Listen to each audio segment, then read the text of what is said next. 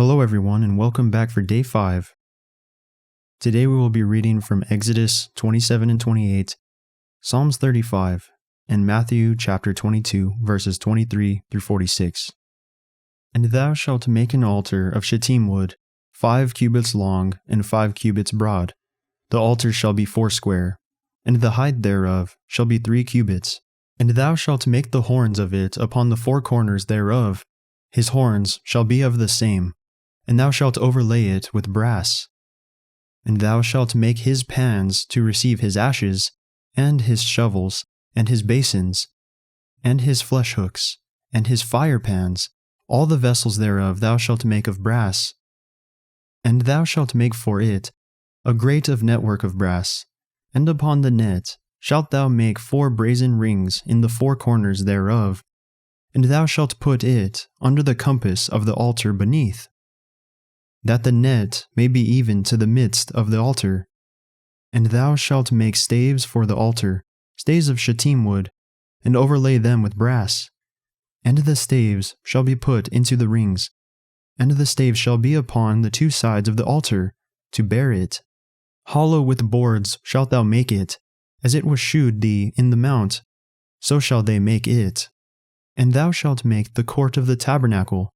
For the south side southward there shall be hangings for the court of fine twined linen, of 100 cubits long for one side. And the 20 pillars thereof and their 20 sockets shall be of brass. The hooks of the pillars and their fillets shall be of silver. And likewise for the north side in length there shall be hangings of 100 cubits long, and his 20 pillars and their 20 sockets of brass, the hooks of the pillars and their fillets of silver. And for the breadth of the court on the west side shall be hangings of 50 cubits, their pillars 10, and their sockets 10. And the breadth of the court on the east side eastward shall be 50 cubits. The hangings of one side of the gate shall be 15 cubits, their pillars 3, and their sockets 3. And on the other side shall be hangings 15 cubits, their pillars 3, and their sockets 3. And for the gates of the court shall be an hanging of 20 cubits, of blue and purple and scarlet, and fine twined linen, wrought with needlework. And their pillars shall be 4, and their sockets 4. All the pillars round about the court shall be filleted with silver. Their hooks shall be of silver, and their sockets of brass. The length of the court shall be 100 cubits, and the breadth 50 everywhere, and the height 5 cubits of fine twined linen, and their sockets of brass. All the vessels of the tabernacle, and all the service thereof, and all the pins thereof, and all the pins of the court shall be of brass. And thou shalt command the children of Israel that they bring thee pure oil, olive beaten, for the light, to cause the lamp to burn always. In the tabernacle of the congregation, without the veil, there is before the testimony.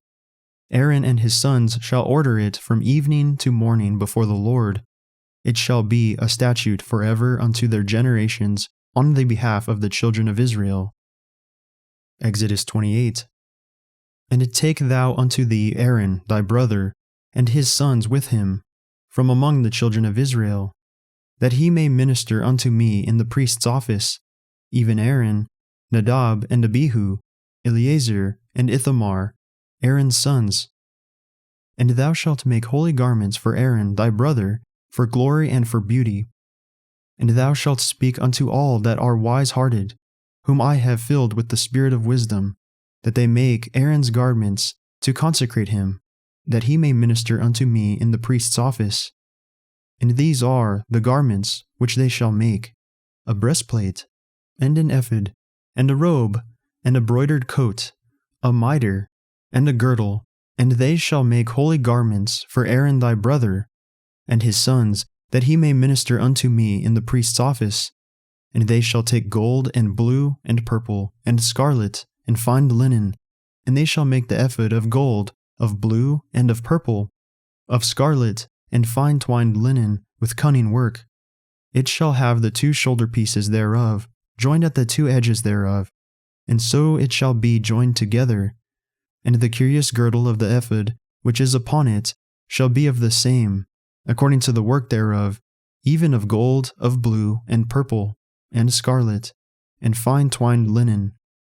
And thou shalt take 2 onyx stones, and grave on them the names of the children of Israel, 6 of their names on one stone, and the other 6 names of the rest on the other stone, according to their birth. With the work of an engraver in stone, like the engravings of a signet, shalt thou engrave the 2 stones with the names of the children of Israel. Thou shalt make them to be set in ouches of gold. And thou shalt put the 2 stones upon the shoulders of the ephod for 2 stones of memorial unto the children of Israel. And Aaron shall bear their names before the Lord upon his 2 shoulders for a memorial. And thou shalt make ouches of gold, and 2 chains of pure gold at the ends. Of wreathen work shalt thou make them, and fasten the wreathen chains to the ouches. And thou shalt make the breastplate of judgment with cunning work. After the work of the ephod, thou shalt make it of gold, of blue, and of purple, and of scarlet, and of fine twined linen shalt thou make it. 4 square it shall be being doubled, a span shall be the length thereof, and a span shall be the breadth thereof. And thou shalt set in it settings of stones, even 4 rows of stones. The first row shall be a sardius, a topaz, and a carbuncle. This shall be the first row. And the second row shall be an emerald, a sapphire, and a diamond. And the third row a ligure, and agate, and an amethyst. And the fourth row a beryl, and an onyx, and a jasper. They shall be set in gold in their enclosings. And the stones shall be with the names of the children of Israel, 12, according to their names, like the engravings of a signet. Every one with his name shall be they according to the 12 tribes. And thou shalt make upon the breastplate chains at the ends of wreathen work of pure gold. And thou shalt make upon the breastplate 2 rings of gold, and shalt put the 2 rings on the 2 ends of the breastplate. And thou shalt put the 2 wreathen chains of gold in the 2 rings which are on the ends of the breastplate, and the other 2 ends of the 2 wreathen chains thou shalt fasten in the 2 ouches, and put them on the shoulder pieces of the ephod before it. And thou shalt make 2 rings of gold, and thou shalt put them upon the 2 ends of the breastplate, in the border thereof, which is in the side of the ephod inward. And the 2 other rings of gold thou shalt make, and shalt put them on the 2 sides of the ephod underneath, toward the forepart thereof, over against the other coupling thereof, above the curious girdle of the ephod. And they shall bind the breastplate by the rings thereof unto the rings of the ephod with a lace of blue, that it may be above the curious girdle of the ephod, and that the breastplate be not loosed from the ephod. And Aaron shall bear the names of the children of Israel in the breastplate of judgment upon his heart, when he goeth in unto the holy place for a memorial before the Lord continually. And thou shalt put in the breastplate of judgment the Urim and the Thummim, and they shall be upon Aaron's heart when he goeth in before the Lord. And Aaron shall bear the judgment of the children of Israel upon his heart before the Lord continually. And thou shalt make the robe of the ephod all of blue, and there shall be an hole in the top of it, in the midst thereof. It shall have a binding of woven work round about the whole of it, as it were the whole of an habergeon, that it be not rent. And beneath upon the hem of it thou shalt make pomegranates of blue, and of purple, and of scarlet, round about the hem thereof, and bells of gold between them round about, a golden bell and a pomegranate, a golden bell and a pomegranate upon the hem of the robe round about. And it shall be upon Aaron to minister, and his sound shall be heard when he goeth in unto the holy place before the Lord, and when he cometh out, that he die not. And thou shalt make a plate of pure gold, and grave upon it, like the engravings of a signet, holiness to the Lord.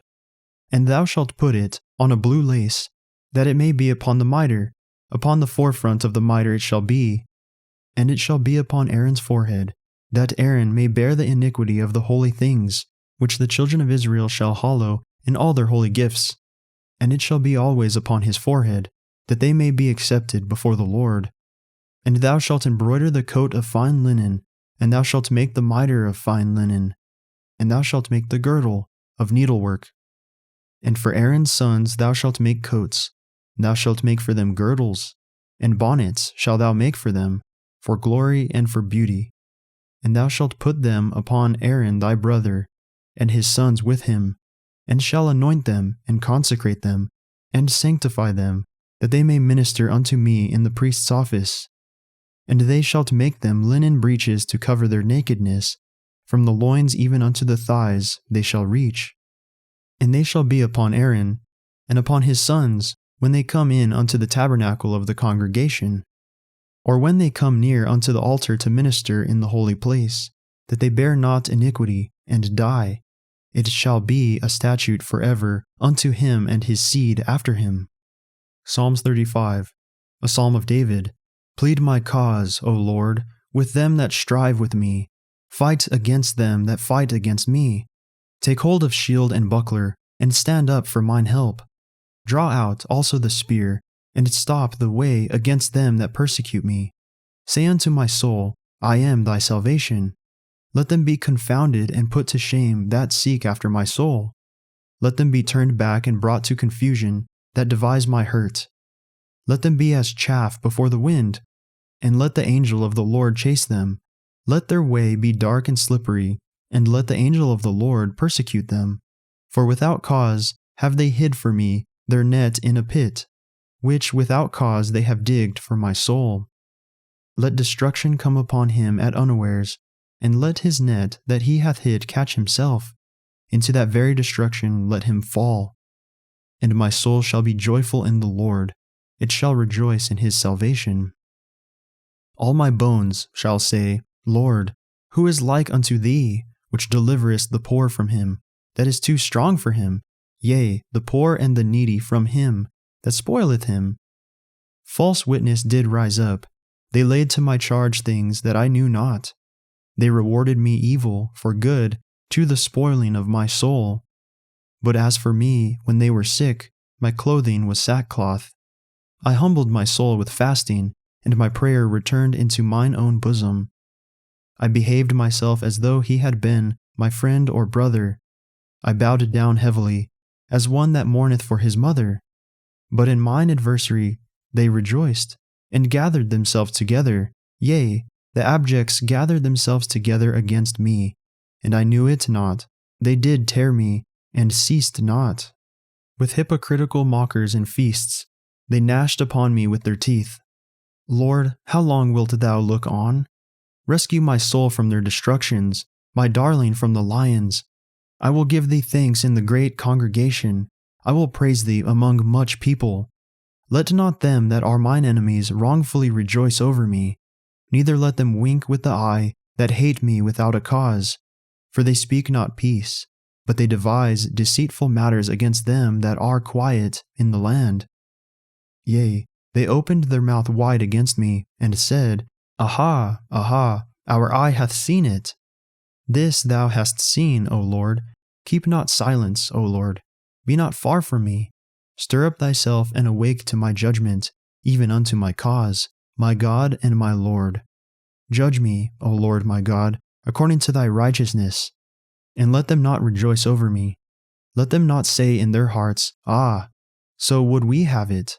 Let them not say, We have swallowed him up. Let them be ashamed and brought to confusion together that rejoice at mine hurt. Let them be clothed with shame and dishonor that magnify themselves against me. Let them shout for joy and be glad, that favor my righteous cause. Yea, let them say continually, Let the Lord be magnified, which hath pleasure in the prosperity of his servant. And my tongue shall speak of thy righteousness and of thy praise all the day long. Matthew chapter 22, verses 23 through 46. The same day came to the Sadducees, which say that there is no resurrection, and asked him, saying, Master, Moses said, if a man die having no children, his brother shall marry his wife, and raise up a seed unto his brother. Now there were with us 7 brethren, and the first, when he had married a wife, deceased, and, having no issue, left his wife unto his brother. Likewise the second also, and the third unto the seventh. And last of all the woman died also. Therefore in the resurrection, whose wife shall she be of the seven? For they all had her. Jesus answered and said unto them, Ye do err, not knowing the Scriptures, nor the power of God. For in the resurrection they neither marry, nor are given in marriage, but are as the angels of God in heaven.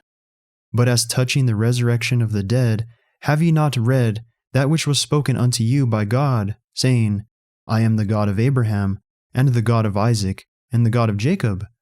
God is not the God of the dead, but of the living. And when the multitude heard this, they were astonished at his doctrine. But when the Pharisees had heard that he had put the Sadducees to silence, they were gathered together.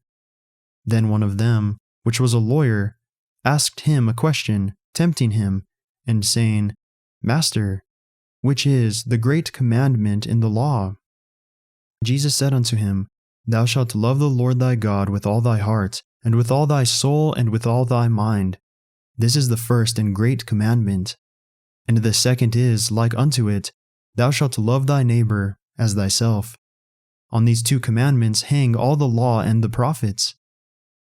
While the Pharisees were gathered together, Jesus asked them, saying, What think ye of Christ? Whose son is he?